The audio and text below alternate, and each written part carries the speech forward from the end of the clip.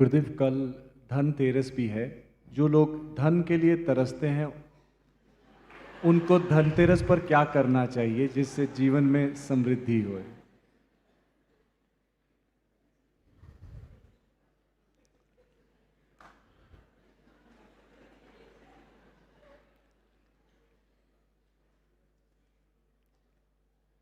भाई, धन का तरस धन तो नहीं लाता है। धनतेरस का विशेषता यही है कि उस दिन तुम ये समझो कि जो तुम चाहते हो वो तुम्हारे पास है। अच्छा, ये लगता बड़ा अटपटा सा लग रहा है गुरुदेव। जो मैं यदि होता तो मैं चाहूं क्यों? यदि चाहता हूं तो ये ऑब्वियस है, ये स्पष्ट है कि मेरे पास वो नहीं, इसलिए मैं चाहता हूं। देखो, हमारी चेतना का ऐसा गुण है, जो वहां बीज तुम बोते हो वही प्रकट होता है। तुम ये कहोगे मेरे पास कुछ नहीं है, ये नहीं है, ये नहीं है, और वही चीज बढ़ता जाता है। यदि तुम ये सोचो कि मेरे पास है, ये संकल्प मन में है, वर्तमान मेरे पास धन है, तब हम धन के पीछे पागल नहीं होते। जो पागल होता है उसको धन नहीं मिलता, और भी वो भी धन के पीछे पागल होता है, उसको विनाशी होता है। तो कि क्या होता है, ये चेतना में ये धैर्य आता है। हमारे पास धन है तो हिम्मत आती है, गर्व होता है, एक ठाट से चलोगे तुम, कीड़े मकोड़े जैसे नहीं चलोगे। और लक्ष्मी किसके पास आती है? उद्योगिनम पुरुष सिंहम उपैति लक्ष्मी। जो मेहनत करता है और सिंह जैसे, शेर जैसे चलता है, उसके पास लक्ष्मी आती है। तो धनतेरस के दिन तुम ये अनुभव करो, मेरे पास है। असली में जो धन तुम्हारे पास है वो देख तो सही, उसको तो देख लो। देखने से ही तुम्हारी चेतना में लगा रही है मेरे पास है। भारत में एक भी गरीब आदमी नहीं था 200 साल पहले तक। एक विदेशी प्रवासी यहाँ आके लिखता है भारत के बारे में, मैं पूरे भारत देश घूम के आया हूं, मुझे एक भिक्षुक नहीं मिला, एक बीमार आदमी नहीं मिला, एक भिखारी नहीं मिला, कोई हमको ऐसी व्यक्ति मिले ही नहीं भारत में। ऐसा समृद्ध देश रहा है उस वक्त। यदि फिर भी मन में ये कमी रहे, लैक कॉन्शियसनेस जिसको बोलते, कमी मन में जो कमी है उसको दूर करने के लिए लोग क्या करते थे, घर में छिपा हुआ, इधर उधर रखा हुआ सारा सोना चांदी सब लाके सामने रखते थे। उसको देख के महसूस करते थे, हाँ हमारे पास तो है भाई, अभी तो हमारे पास 30-40 लाख रुपया तो है। ये भाव आता है, 10 लाख रुपया मेरे पास है, करते ही फिर एक हिम्मत अपने आप हो आने लगता है अंदर से। तो इसी को धनतेरस का विशेषता माना गया है। घर की जो धन है वो रखो और ये महसूस करो तुम हो धनी।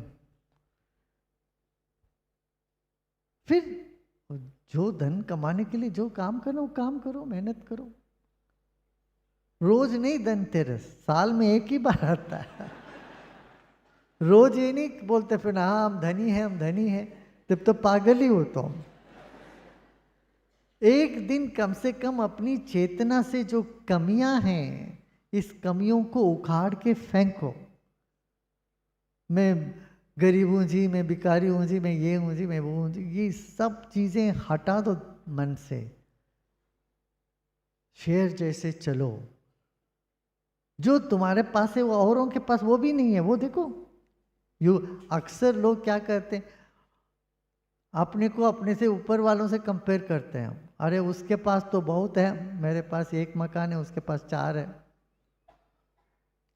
अरे जिनके पास वो भी नहीं है उनको देखो ना, तब तो तुमको लगेगा मैं भी धनी हूं।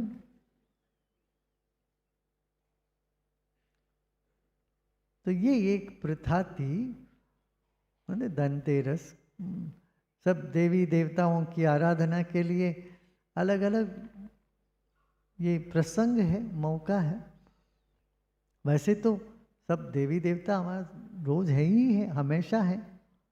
तो एक दिन लक्ष्मी जी का पूजा कर लिया, एक दिन काली की पूजा कर ली, से अपने आप को एक धर्म की मार्ग में, पथ में बनाए रखने के लिए ये सब विधि विधान रचाया गया।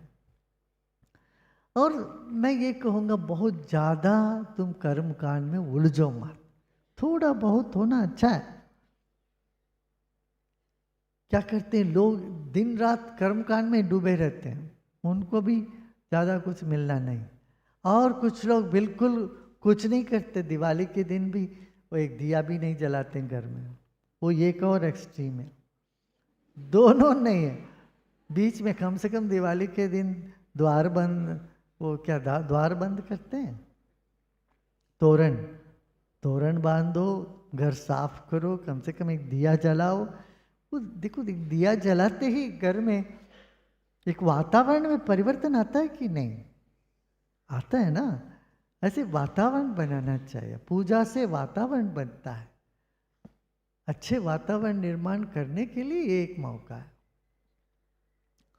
होली के दिन टीका लगाते हैं, बड़े आके आपको टीका लगाएंगे, कुछ अच्छा लगता है वो सब। ये सब कुछ रिचुअल्स, छोटे छोटे रिचुअल्स रखने के लिए, और वो रखना चाहिए।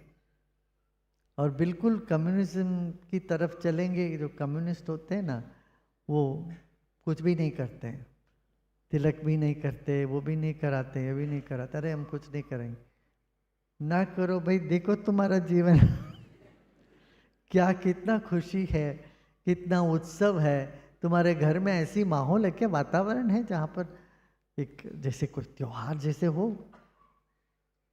नहीं दिखता है, कुछ नहीं दिखता। ऐसा जड़ता, तमोगुण छाया हुआ दिखता है, एक heaviness.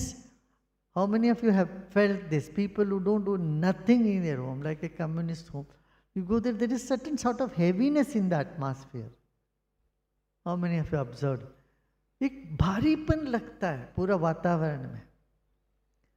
ये सब करने से, गुरु पूजा कर लिया, एक दिया जला दिया, एक अगरबत्ती करी, इस तरह से कुछ करने से वातावरण में एक प्रकाश उदय होता है, वातावरण सत्वमयी होती है। गुरुदेव, इसी से संबंधित एक और प्रश्न है। गुरुदेव, लक्ष्मी जी की कृपा मुझ पर महीने के पहले हफ्ते ही होती है, कैसे इस कृपा को पूरे महीने बनाए रखूं? और लक्ष्मी जी का वाहन उल्लू है, तो क्या इसीलिए लक्ष्मी जी मुझे छोड़कर सब उल्लुओं के पास है?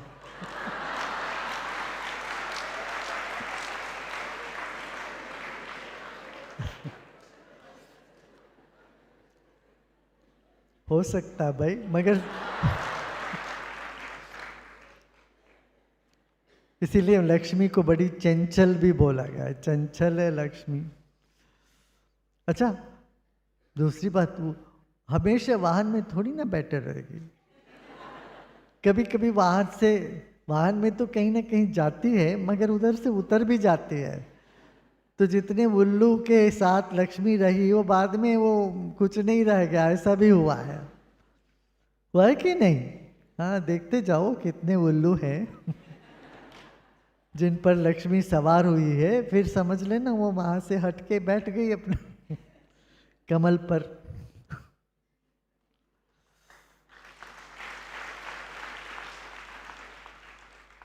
मीरा जी ने भी गाया ना ऐसे, ये कर्म की विधि न्यारी, संतों कर्म की गति न्यारी। तो ये सब है, पर तुम अपना मेहनत करो लक्ष्मी जी, ये पहले हफ्ते तो आती है ना, उसको संभाल के रखो। अच्छा, साधना और इसमें क्या संबंध है? मैं कहूँगा कि जितना साधना करोगे उतना सत्व बढ़ेगा। जितना सत्व बढ़ता है तब समृद्धि होने लगे, अपने आप आने लगे। सत्व को बढ़ाओ। सिर्फ रजोगुण में रहोगे तो चीजें आएगी, ऐसे ही चले जाएगी। सतोगुण बढ़ोगी तो वो स्थायी रहेगी और सुख देगा। उस धन से सुख मिलना चाहिए। ऐसा नहीं होना चाहिए धन आ गया भाई, मगर वो धन के साथ 20 समस्या भी आ गई तो क्या फायदा है धन का? धन तो आ जाता है लोगों के पास, उसके साथ बाप रे बाप क्या क्या समस्या, स्वास्थ्य का समस्या, घर का समस्या, ये समस्या वो समस्या, 20 समस्याएं झेल झेल के फिर उनका सेहत खराब हो जाता है, उनका आरोग्य पर। इसलिए दिवाली के साथ ये भी लक्ष्मी जी का ये भी है ना, धन्वंतरी दिन भी, आयुर्वेद का दिन भी करते हैं। समुद्र मंथन में लक्ष्मी जी तो आई, साथ में धन्वंतरी भी आया अमृत कलश लेके। सो आयुर्वेद का भी, जड़ी बूटियों का भी बड़ा दिन माना जाता है।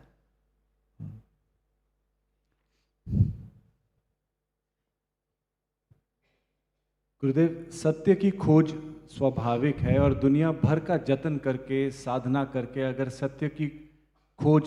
सत्य को खोज भी लिया और उसके बदले में तपस्या की, त्याग किया, समय दिया और हाथ पल्ले कुछ ना लगा तो कितना घाटा हो जाएगा, मैं ऐसा सोचता हूँ। और कुछ दिन पहले आपने कहा भी कि एनलाइटनमेंट कुछ करके नहीं मिलती, तो अब क्या करूं? भाई साधना करना कुछ पाने के लिए नहीं है, बाकी सब कुछ खोने के लिए है। जो पाना है वो है तुम्हारे से, वो अंदर है। बाकी चीजों को छोड़ने के लिए साधना करते। जिस ज्वर से हम ग्रस्त रहते हैं, जिस तरह की चंचलता से हम ग्रस्त रहते हैं, इन सब चंचलता, ज्वर और इस तरह से उखड़ा से रहना, ये सब चीज़ों से हटना ही साधना है। और साधना इसमें मदद करती। ठीक है, बस इतना। Gurudev, October 23rd is World Ayurveda Day. Modern medicine seems to be all about fixing symptoms.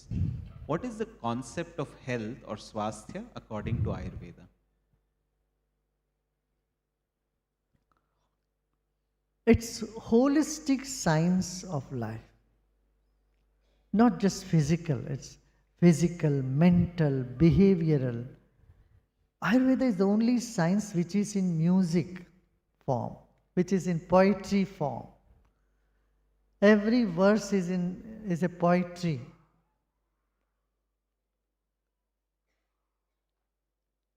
Every formula is written as a poem, as a verse, not as prose. And Ayurveda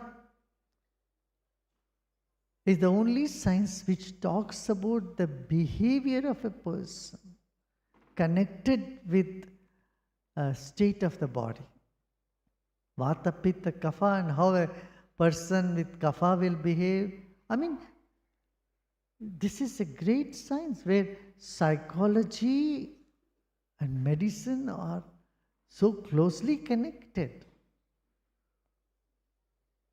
Behavioral science is part of Ayurveda. And daily routine is part of Ayurveda. Wellness is part of Ayurveda. So in that sense, I would say it is a complete science. It's a complete holistic science of life. There is anti-aging. It talks about anti-aging. It talks about alchemy. It talks about different type of herbs. It talks about even plants and Lot about the herbs are mentioned in Ayurveda, and which herbs suit with which other, which trees are friends and which trees are not so friendly. Like this, that it's a complete picture of enriching life on the planet. Okay?